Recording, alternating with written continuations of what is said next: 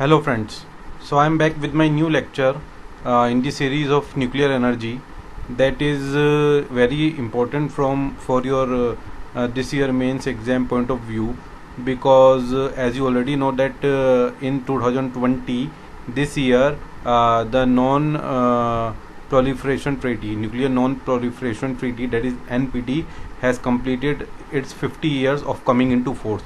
So in 1970 it has come into force, and now 1967 it was adopted by United Nations General Assembly for signature and ratification, and in 1970 it has come into force. So 2020 is the year when it is completing its 50 years. So it is very important that you understand about the crux of this treaty, the shortcomings, the advantages, disadvantages of this treaty, and is it able to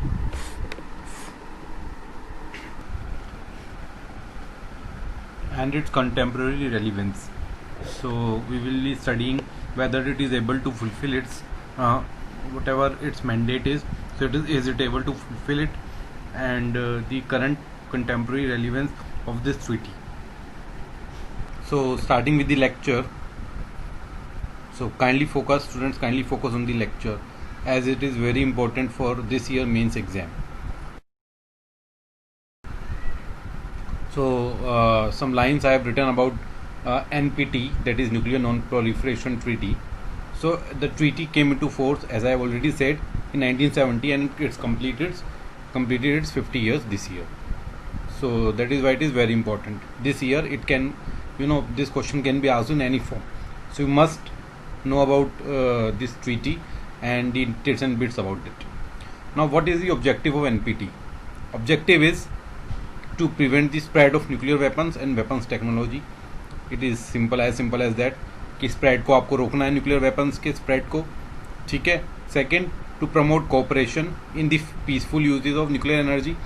हाँ, nuclear energy का usage हो सकता है weapons बनाने के लिए नहीं, but peaceful use के लिए, सिविलियन यूज़ के लिए, न्यूक्लियर एनर्जी प्रोडक्शन के लिए, ताकि इलेक्ट्रिसिटी का आप जनरेशन कर सकें या फिर मेडिसिन में यूज़ हो सके, जैसे मैंने लास्ट लेक्चर में बात की थी, to produce nuclear medicine, and in the food technology, in different technologies, in different sectors, but for peaceful usage. And the last but not the least, to further the goal of achieving nuclear disarmament. ठीक है, nuclear डिसआर्मामेंट का goal achieve करना है, and general and complete डिसआर्मामेंट. डिसआर्मामेंट मतलब nuclear arms जो है उसको खत्म करना है. कंप्लीट न्यूक्लियर डिसआर्मामेंट, ये गोल्स हैं इसके जो अचीव करने हैं एनपीटी के लिए, एनपीटी में. तो ये तो सिंपल है, ये जो ऑब्जेक्टिव है आपको पता होना चाहिए, ये आप लिख दीजिएगा एग्जाम में. तो क्या कहेंगे, therefore the treaty can be describe to have 3 objectives of non proliferation, disarmament and peaceful use. Non proliferation मतलब कि उसका प्रोलिफरेशन नहीं होगा न्यूक्लियर आर्म्स का, यानी कि जो वेपन्स आपके पास हैं वो बढ़ेंगे नहीं, जितना है उतना ही रहेगा. जिसके पास नहीं है उसके पास नहीं आएगा, और जिसके पास है वो बढ़ेगा नहीं. डिसआर्मामेंट मतलब सब खत्म करना है, यानी कि जिसके पास है उसके पास भी खत्म करना है. तो प्रोलिफरेशन मतलब इंक्रीज नहीं होना चाहिए, और डिसआर्मामेंट मतलब जिसके पास है वो खत्म करना है, gradual and peaceful use of nuclear energy. तो ये 3 ऑब्जेक्टिव्स हैं इसके. Today India is one of the only 5 countries that either did not sign the NPT or sign but withdrew, thus becoming part of a list that includes Pakistan, Israel, North Korea and South Sudan. तो आप देख लीजिए कि India उन 5 countries में से एक है जिसने एनपीटी साइन नहीं की है, या फिर साइन किया तो विड्रू कर लिया है. क्योंकि नॉर्थ कोरिया ने विड्रू कर लिया, जैसे आप जानते हैं, साइन किया था बट विड्रू कर लिया. तो ये 5 कंट्रीज हैं जो अभी भी एनपीटी मेंबर्स हैं, यानी कि एनपीटी मेंबर्स नहीं है but they are nuclear weapon states. India, Pakistan, Israel, North Korea and South Sudan. So these are the 5 countries that didn't sign the NPT, or if they are signed they have withdrew. So North Korea उसमें से है जिसने withdraw कर लिया, बाकी तो countries ने sign ही नहीं किया है. Now what are NWS and NNWS? NWS is nuclear weapon states and NNWS non nuclear weapon states. तो NWS जिनके पास न्यूक्लियर वेपन्स हैं. So these parties under the NTP are defined as those that manufactured and exploded a nuclear weapon or other nuclear explosive device before January 1 1967, जब ये signature और ratification के लिए adopt कर ली गई है ट्रीटी। तो एक कट ऑफ डेट, यानी कि इस कट ऑफ डेट से पहले जिनके पास भी न्यूक्लियर वेपन्स थे उन कंट्रीज को NWS रिकॉग्नाइज कर लिया गया इस ट्रीटी के अंदर, और बाकी सब countries NNWS। Therefore, January 1, 1967 as the cutoff date to determine the NWS. Those countries who possess nuclear weapons as on cutoff date are called nuclear weapon states, and those do not possess as on cutoff date are called non-nuclear. Simple. अब NWS countries कौन सी NPT में? United States, Russia, United Kingdom, France and China. So these are the NWS countries. Rest are the NNWS जो इसकी members हैं। उसके अलावा जो India है, साउथ कोरिया, नॉर्थ कोरिया है, सूडान, साउथ सूडान है, एंड इसराइल है, पाकिस्तान है। So they are not party to this treaty. तो ना वो NWS में आती है, ना वो NNWS में आती है। सो NWS जो न्यूक्लियर वेपन वाली स्टेट्स हैं जो इसकी पार्टी हैं, और NNWS जिनके पास न्यूक्लियर वेपन नहीं है एज ऑन 1 जनवरी 1967 which is the cut off date. ठीक है, ये आपको पता होना चाहिए। नाउ अब आपको पता है why India did not sign NPT। So why India did not sign NPT, you must know about the facts and figures about why India did not sign NPT. Now the rift between nuclear weapon states and non-nuclear weapon states which are party to the NPT are on the issue of the twin goals of disarmament and non-proliferation. So जो rift है ना NWS और NNWS में, यानी कि जो दोनों state parties हैं बट उनमें रिफ्ट है डिसआर्मामेंट एंड नॉन प्रोलिफरेशन में। वाइल न्यूक्लियर वेपन स्टेट्स कहता है कि नॉन प्रोलिफरेशन को पहले प्रेसिडेंस देनी चाहिए, यानी कि कोई भी नई कंट्री कोई भी वेपन न्यूक्लियर वेपन एक्वायर ना कर सके। तो नॉन प्रोलिफरेशन ना हो न्यूक्लियर टेक्नोलॉजी का for obviously for generating nuclear weapons. लेकिन नॉन न्यूक्लियर जो न्यूक्लियर जिन नहीं है जिनके पास, वो कहती हैं कि पहले डिसआर्मामेंट होना चाहिए। किनका? न्यूक्लियर वेपन स्टेट्स का। यानी कि उनके पास जो भी न्यूक्लियर वेपन्स है ना, उनको धीरे धीरे उनको ख़त्म करना है, उसको शट डाउन करना है, न्यूक्लियर वेपन्स को उनको डिसआर्म करना है। कंप्लीट डिसआर्मामेंट पहले उनका होगा, उसके बाद नॉन प्रोलिफरेशन के ऊपर ध्यान दीजिए। तो इसके ऊपर दोनों के बीच में रिफ्ट है, a necessary pre condition for any other further movement. तो ये डिसआर्मामेंट और नॉन प्रोलिफरेशन के ऊपर इन दोनों में रिफ्ट है, और यही एक रीज़न है कि इंडिया ने साइन नहीं किया NPT। सो इंडिया को भी यही प्रॉब्लम है।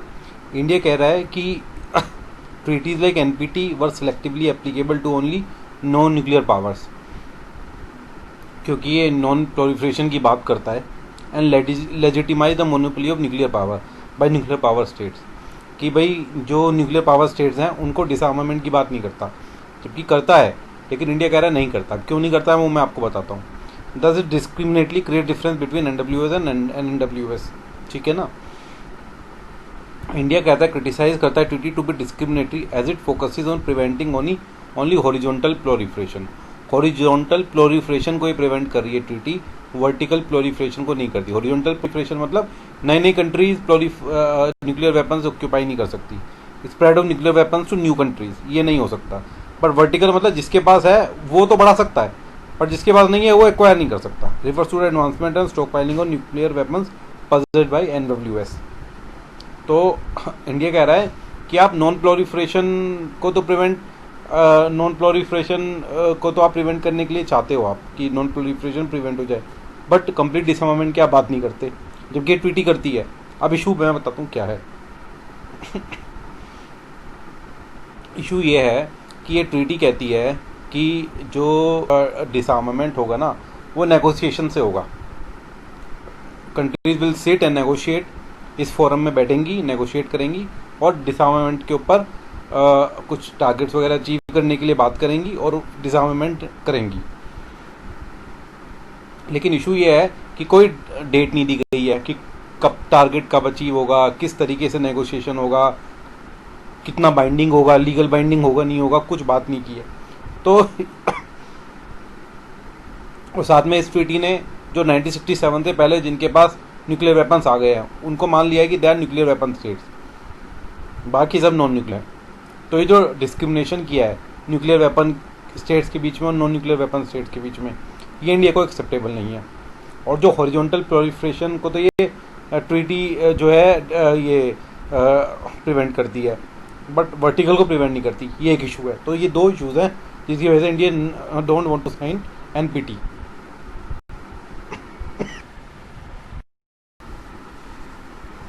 अदर इश्यूज़ क्या एनपीटी के साथ, जो मैंने इशूज़ की अभी बात की कि एक तो हॉरिजॉन्टल वर्टिकल प्रोलिफरेशन प्रिवेंट नहीं करता, और जो एनडब्ल्यूएस और एनएनडब्ल्यूएस के बीच में जो डिवीजन है डेट इज डिस्क्रिमिनेटरी। इसके अलावा जो आर्टिकल 1 एंड 2 है जो कि प्रिवेंट करता है to possess the nuclear weapons, ये did not prohibit nuclear weapons on allied territory of NWS, for example NATO countries for the US. अब इसमें क्या है ना, नेटो जो है ना, आपको पता है एक मिलिट्री ऑर्गेनाइजेशन है जिसमें सारी जो भी एनपीटी के मेंबर्स हैं, बहुत सारे मेंबर्स उसके नेटो के भी मेंबर्स हैं। तो बेसिकली नेटो क्या कहता है कि अगर कहीं कोई लड़ाई हो गई, कोई भी कंट्री है, मान लो वो लड़ाई में लिप्त हो गई, नेटो की मेंबर है वो, तो बाकी जो कंट्रीज़ हैं जो कि नेटो के मेंबर्स होंगे, उसकी जो मेंबर कंट्रीज़ हैं वो उस कंट्री को प्रोटेक्ट करेंगी। तो उस टाइम जो भी उसमें एनडब्ल्यूएस कंट्रीज़ हैं वो दूसरी कंट्री को, अपनी मित्र कंट्री को न्यूक्लियर बॉम्ब या न्यूक्लियर वेपन प्रोवाइड कर सकता है। ये नेटो ने साफ साफ अपने कॉन्स्टिट्यूशन में लिखा है, या नेटो बोलता है इसके बारे में कि हम न्यूक्लियर वेपन शेयर करेंगे। तो एनपीटी ये प्रिवेंट नहीं कर पाता, या ऐसा कोई प्रोविजन एनपीटी में नहीं है कि जो एलाइड टेरिटरी ऑफ है एनडब्ल्यूएस की, जो भी एलाइज हैं,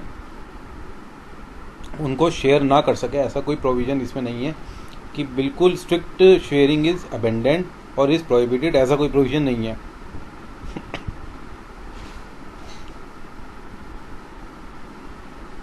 इसके अलावा the 5 nuclear weapon states recognised by the NPT और ऑल्सो द 5 परमानेंट मेंबर्स। आप जानते हैं यही 5 मेंबर्स हैं permanent United Nation Security Council के, giving rise to the conclusion that nuclear weapons remain the currency of, यानी कि जिसके पास पॉलिटिकल पावर है, मिलिट्री पावर है, उसी के वही न्यूक्लियर वेपन स्टेट्स बन के रहेंगी। तो ये एक इशू है कि यूनाइटेड नेशन सिक्योरिटी काउंसिल के जो परमानेंट मेंबर्स हैं वही एनपीटी के न्यूक्लियर वेपन स्टेट्स हैं, जो एनपीटी जिनको रिकॉग्नाइज करती है एनडब्ल्यूएस। अब आप जानते हैं कि आईएईए ये मॉनिटर करता है न्यूक्लियर जो भी एनपीटी के मेंबर्स हैं,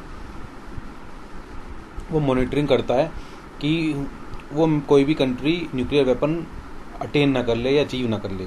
तो प्रिवेंट करने के लिए आईएईए मॉनिटरिंग होती है। सो अंडर आईएईए प्रोटोकॉल्स जो एनडब्ल्यूएस हैं, they can allowed voluntary safeguard, यानी उनको केवल वॉलंटरी सेफगार्ड्स मेंटेन करने हैं। लेकिन जो रेस्ट कंट्रीज हैं, एनडब्ल्यूएस कंट्रीज हैं, they are subjected to comprehensive मतलब फुल सेफगार्ड। जितने भी सेफगार्ड्स हैं कॉम्प्रिहेंसिव वो मेंटेन करना है, वो वॉलंटरी है, यानी कि वो खुद डिक्लेयर करेंगे कि हम ये सेफगार्ड्स अचीव कर रहे हैं। यानी कि कुछ जो परमानेंट जो कुछ सेफगार्ड्स हैं उसका एक सबसेट मान लीजिए, और एनडब्ल्यूएस को सारे कॉम्प्रिहेंसिव सेफगार्ड्स अटेन करने हैं, which seems intrusive and discriminatory. ये डिस्क्रिमिनेटरी ऑब्वियसली, तो ये एक इशू है। उसके अलावा जैसे मैंने पहले बात की थी कि जो आर्टिकल 6 है एनपीटी का, वो कोई डेट नहीं देता कि न्यूक्लियर डिसआर्मामेंट कब तक अचीव करना है, और साथ में नेगोशिएशंस की बात करता है। ये सब कंट्रीज के बीच में नेगोशिएशंस होंगी जिस ताकि न्यूक्लियर फ्री रीजन अचीव किया जाए, न्यूक्लियर वेपन्स को प्रोहिबिट किया जाए। ना ये आर्टिकल कोई लीगल बाइंडिंग कमिटमेंट नहीं देता टू अचीव दैट टारगेट। कोई लीगल बाइंडिंग कोई कमिटमेंट नहीं है, जो कंट्री नेगोशिएट करके फाइनल करेंगी तो वो लीगल बाइंडिंग नहीं होगा। और कमिटमेंट जरूरी नहीं कि कोई कमिटमेंट आपस में नेगोशिएट करके वो लेकर आए, तो जरूरी नहीं है। तो ये आर्टिकल 6 है, इसको आपको बाइंडिंग करना चाहिए। बाइंडिंग मतलब कि लीगली बाइंडिंग करना चाहिए, और नेगोशिएशंस को स्ट्रिक्ट करना चाहिए, और सब कंट्रीज उसको अचीव करें। और साथ में treaty has no sanctions for violators, जो भी वायलेट करेगा या फिर विड्रॉ करेगा तो कोई सैंक्शन नहीं है, कोई प्रोसिक्यूशन नहीं है, कोई पेनल्टी नहीं है, कुछ नहीं है। तो ये इश्यूज़ हैं एनपीटी के साथ।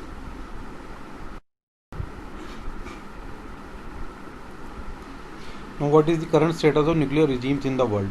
तो न्यूक्लियर नॉन प्रोलिफरेशन ट्रीटी आने के बाद भी क्या स्टेटस है आज के टाइम पे न्यूक्लियर वेपन्स का, या न्यूक्लियर रिजीम्स जो भी न्यूक्लियर स्टेट्स हैं या नॉन न्यूक्लियर स्टेट्स हैं, अभी क्या स्टेटस है वो हम एक बार समझ लें। इससे हम पता लगा पाएंगे कि कितनी सक्सेसफुल है ये ट्रीटी और कितनी फेल्ड है अपनी ऑब्जेक्टिव को अचीव करने में। Now countries like India and Pakistan nuclear weapons program date back to 1967 and 72 respectively. अब जानते हैं इंडिया ने 1974 में एक एक्सप्लोजन किया, 1998 में न्यूक्लियर एक्सप्लोजन्स किए, लेकिन साथ में ये भी बोला कि हम ये कर रहे हैं to committed to peaceful use of nuclear energy, atomic energy के पीसफुल यूज़ के लिए, और साथ में मिलिट्री पर्पज़ के एक्वायर करने के लिए, क्योंकि आप जानते हैं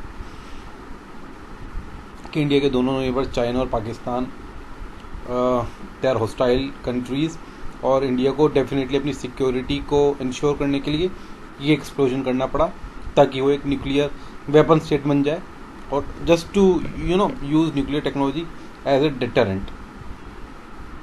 डेटरेंट के लिए यूज़ करने के लिए, ताकि क्योंकि इंडिया बोलता है no first use of nuclear policy, no first use of nuclear bomb. तो कभी न्यूक्लियर बॉम्ब पहले यूज़ नहीं करेगा इंडिया, तो लेकिन अपनी सेफ्टी को इंश्योर करने के लिए 1998 में इंडिया ने एक्सप्लोजन किया, और India is now a nuclear weapon state that you already know but not part to NPT। North Korea is withdrawn, आप जानते हैं, जैसे मैंने बोला, and extensively improved and standardised nuclear weapons as arsenal. North Korea भी nuclear weapon acquire कर रहा है। ईरान के बारे में जानते हैं, ईरान और USA के बीच में जो ट्रीटी हुई थी, जो नेगोशिएशन हुआ था, JCPOA, joint comprehensive plan on action करके जो था, जिसमें ईरान को अपना न्यूक्लियर वेपन प्रोग्राम छोड़ना है और न्यूक्लियर टेक्नोलॉजी उसको पीसफुल यूज़ के लिए फिर अमेरिका देगा। ईरान फिर भी रीबिल्ड कर रहा है इस प्रोग्राम को। Turkey aspirations of being a nuclear power, development of nuclear capable weapons and under water drones by Russia, rapid modernisation arsenals by every nuclear weapon state. तो आप देख रहे हैं कि होड़ सी चल रही है न्यूक्लियर वेपन को एक्वायर करने की पूरे वर्ल्ड में। तो ये अभी स्टेटस है, ये आप पॉइंट देख लीजिए, इट इज़ वेरी इंपॉर्टेंट। तो ये आप सब एग्जाम्पल्स कोट कर सकते हैं, जिससे आप बता सकते हैं कि कहीं ना कहीं ये ट्रीटी फेल हो रही है अपनी ऑब्जेक्टिव करने में।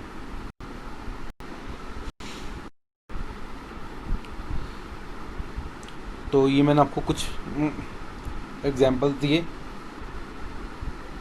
Now what is the importance.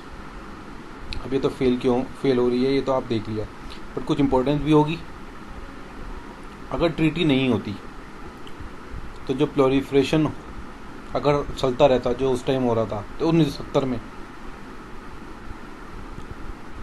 और अगर सेंसिटिव टेक्नोलॉजी के एक्सपोर्ट पे ये रोक नहीं लगाती, और IAEA का मॉनिटरिंग नहीं होता, और सैंक्शंस का थ्रेट नहीं होता for violating non proliferation obligations, we would be living in the world of many nuclear armed states. जो जॉन F कैनेडी जो प्रेसिडेंट ऑफ US थे देन, उन्होंने प्रेडिक्ट किया था कि अगर ये ट्रीटी फोर्स में नहीं आई तो पूरे वर्ल्ड में न्यूक्लियर वेपन स्टेट्स की बाढ़ आ जाएगी, और every country will acquire nuclear weapon technology.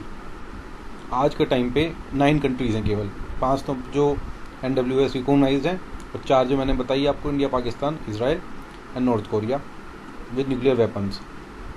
The same number है 25 ईयर्स एगो, जो 25 साल पहले भी यही नंबर था और अभी भी यही है। Remarkable indication of the NPT durability and its contribution to internal stability, कि इसने कहीं ना कहीं डेफिनेटली स्टॉपेज लगाया है, एक कहीं ना कहीं एक जो स्पीड से जो न्यूक्लियर वेपन टेक्नोलॉजी बढ़ रही थी और हर कंट्री न्यूक्लियर आर्म्स एक्वायर करने की कोशिश कर रहा था, तो उस पर कहीं ना कहीं एक स्टॉप लगाया है इस NPT ने। This is the importance of NPT। तो अभी हमने एडवांटेजेस पढ़े, अभी हम फेलियर पढ़ते हैं कि NPT के फेलियर के क्या क्या पॉइंट्स हैं। जैसे मैंने बात की, डिसआर्मामेंट नहीं अचीव हो पा रहा है अभी भी, जो हमने बात की, क्योंकि केवल इसमें नेगोशिएशन की बात हो रही है, बट नेगोशिएशन जो है ना लीगली बाइंडिंग होनी चाहिए, यानी कि लिखा होना चाहिए, इसमें एक डेट फिक्स होनी चाहिए और साथ में लीगली बाइंडिंग होनी चाहिए कि नेगोशिएशन होगी तो that is legally binding on the parties. Nuclear non proliferation achieve नहीं हो पा रहा है, increase in nuclear weapon states बढ़ती जा रही हैं जो आउटसाइड है, जो उसकी मेंबर नहीं है, और NNWS भी वो प्रोविज़न के साथ कंप्लाई नहीं कर रही हैं, ठीक है ना। यानी कि जो NNWS की मेंबर्स हैं, पार्टी हैं इस ट्रीटी की, वो भी एक्वायर कर रही है न्यूक्लियर वेपन्स, और they are also undermining the objective और गोल्स ऑफ द ट्रीटी, ठीक है ना। The treaty is said to be failed in achieving its objective.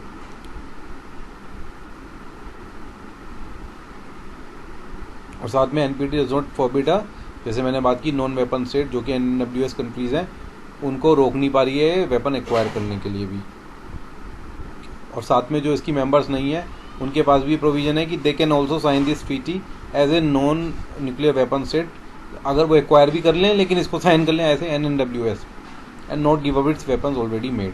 तो कुछ लूप होल्स हैं इस NPT में। उसके अलावा ठीक है, तो ये सब जो मैंने फेलियर बताया NPT के।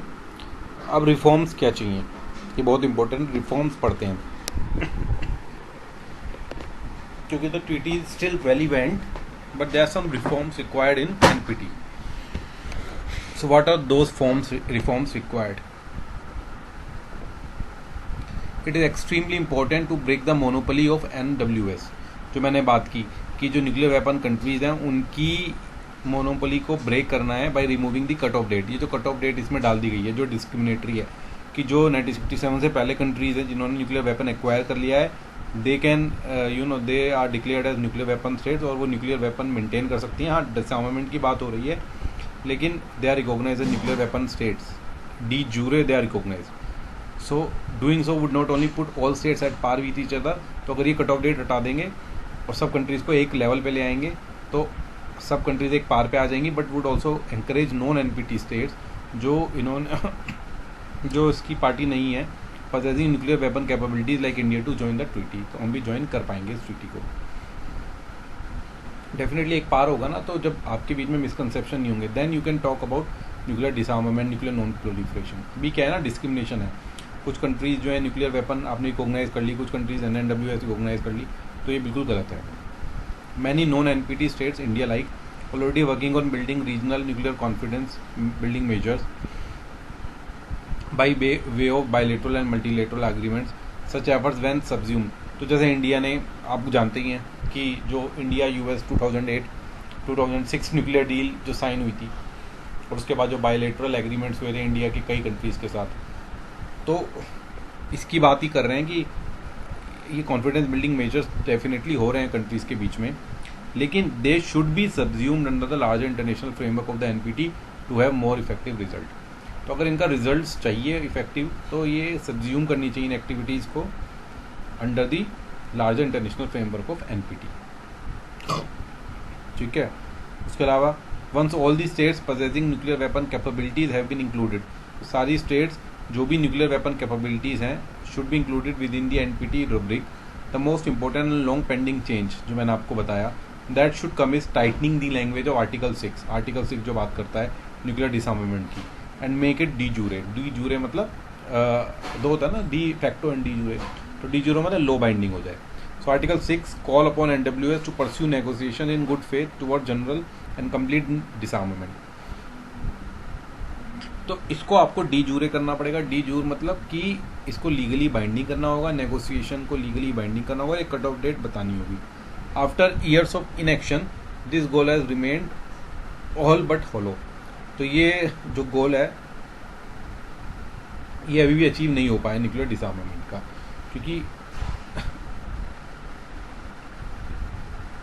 क्योंकि जो आर्टिकल 6 है वो लीगली बाइंडिंग नहीं है। आर्टिकल 6 की लैंग्वेज बहुत ही क्लमजी और बहुत ही फ्लेक्सिबल टाइप्स है, जैसे नेगोशिएशन की बात करता है, तो इट शुड बी, तो ये इट शुड टाइटनिंग करनी चाहिए लैंग्वेज की, and to make it de jure. De jure मतलब कि लो बाइंडिंग होना चाहिए, लो बाइंडिंग होनी चाहिए चीज़ें, ये नहीं कि नेगोशिएशन करनी है और इस ट्रीटी के माध्यम से ही नेगोशिएशन हो, और इस ट्रीटी में जो लिखा है उसके माध्यम, उसके फ्रेमवर्क, लार्जर फ्रेमवर्क के अंदर ही नेगोशिएशन हो और लीगली बाइंडिंग टारगेट सेट हो। अपने हिसाब से ही आपने कुछ डिस्कस करके कुछ सेट कर लिया, वो सही नहीं है। इसमें जो लिखा गया है वही एप्लीकेबल हो इस ट्रीटी के अंदर, जिसकी मैं डी जूरे की बात कर रहा हूँ, लीगली बाइंडिंग हो। It is high time that the commitment to disarm is seriously backed up by active actions. Once all the states are on board, they can work together towards substantially reducing their nuclear weapon arsenals. Simple है, ठीक है। Next reforms के भी आगे भी बात।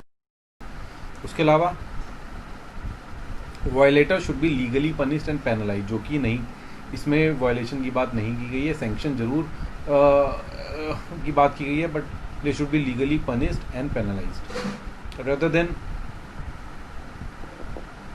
ये treaty बात करें ना, सैंक्शन जरूर हैं, सैंक्शन तो यूनाइटेड नेशन जनरल असेंबली और सिक्योरिटी काउंसिल अपने हिसाब से देता है जो वायलेट करता है, बट ये ट्रीटी खुद कहे कि क्या वायलेशन जो करेगा उसको क्या सैंक्शन या क्या पेनल्टी उसको उसके ऊपर लगेगी।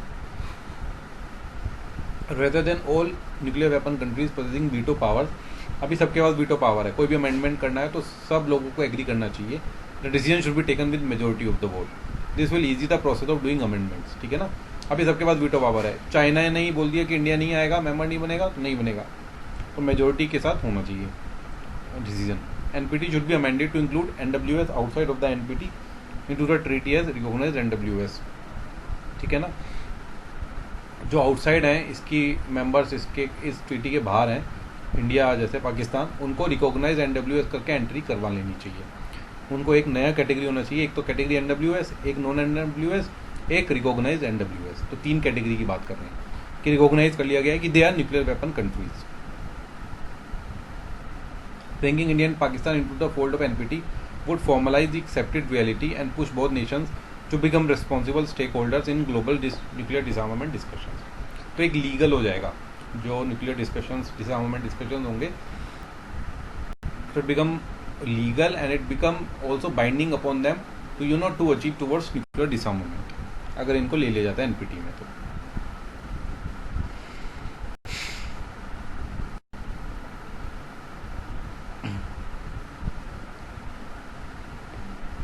now what is the way forward? More regions in the world, preferably comprising NWS, should enter into an arrangement of establishing nuclear weapon free zones, ठीक है ना, with in the framework of NPT. तो nuclear weapon free zones में arrangement में सारी countries enter करें with in the framework of this NPT, establishing nuclear weapon free zone, ठीक है ना, तभी न्यूक्लियर डिसआर्मामेंट और न्यूक्लियर नॉन प्रोलिफरेशन अचीव हो पाएगा objective. Further treaty on the, जो ये prohibition of nuclear weapons treaty जो यूनाइटेड नेशनल जनरल असेंबली ने अडॉप्ट की थी 2017 में, इट रिपुडिएटेड द एनपीटी, ने कहीं ना कहीं एनपीटी को ना रिपुडिएट कर दिया है, मतलब उसको ऑब्सोलीट कर दिया, बेकार कर दिया है, for its inability to make any real progress on universal disarmament. तो ये जबकि एनपीटी थी उसके बावजूद ये treaty on prohibition of nuclear weapons United National General Assembly को अडॉप्ट करनी पड़ी, जिसके तहत इसमें एनडब्ल्यूएस नॉन एनडब्ल्यूएस कुछ नहीं है, इसमें सिंपल टारगेट रखा गया है कि nuclear disarmament, nuclear non proliferation के ऑब्जेक्टिव सेट किए गए हैं और सभी कंट्रीज़ को उसको अचीव करना है इस ट्रीटी के माध्यम के द्वारा। तो एनपीटी होते हुए भी ये ट्रीटी लेकर आई गई, ठीक है। तो अब मैं इसमें ये कहना चाहूँगा कि डेफिनेटली न्यूक्लियर एनपीटी को ही स्ट्रेंथन करना चाहिए था, इस ट्रीटी की जरूरत नहीं थी, एनपीटी को स्ट्रेंथन करना चाहिए था और जो भी लूप होल्स हैं उसको रिमूव करना चाहिए था। एक नई ट्रीटी लेकर आने का कोई मतलब नहीं था, जबकि एनपीटी ऑलरेडी एग्जिस्ट कर रहा है।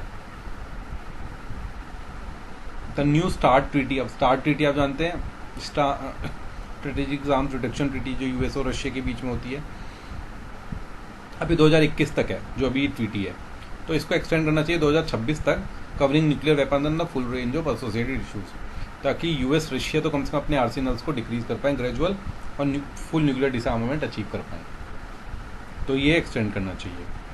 उसके अलावा NPT should be amended, NPT को अमेंड करना चाहिए and it should provide a platform to discuss all contentious issues and resolve them between NWS and recognise NWS and NWS which are not party to NPT. तो जितने भी issues हैं इसके framework में discuss होने चाहिए और जो भी इश्यूज़ हैं एनपीटी में जो हमने बात की कि लीगली बाइंडिंग होना चाहिए, आर्टिकल 6 को यूज़ करना चाहिए, और पनिश एंड पेनलाइज होनी चाहिए जो वायलेटर्स हैं उनको, और मेजॉरिटी ऑफ वोट होना चाहिए, ठीक है ना। और ये जो कट ऑफ डेट है इसको हटाना चाहिए, और जो नॉन एनपीटी कंट्रीज़ हैं जो कि न्यूक्लियर वेपन जिन्होंने लिया एक्वायर कर लिया है उनको रिकॉग्नाइज NWS करके शामिल करना चाहिए। तो ये सारे जो इशूज़ हैं अगर इनको रिफॉर्म किया जाएगा तभी ये जो NPT act can provide a platform to discuss, मतलब ये प्रॉपरली एक ट्रीटी, एक जो ऑब्जेक्टिव है nuclear disarmament, nuclear non proliferation का ऑब्जेक्टिव है वो तभी अचीव हो पाएगा। साथ में तीसरा peaceful use of nuclear energy.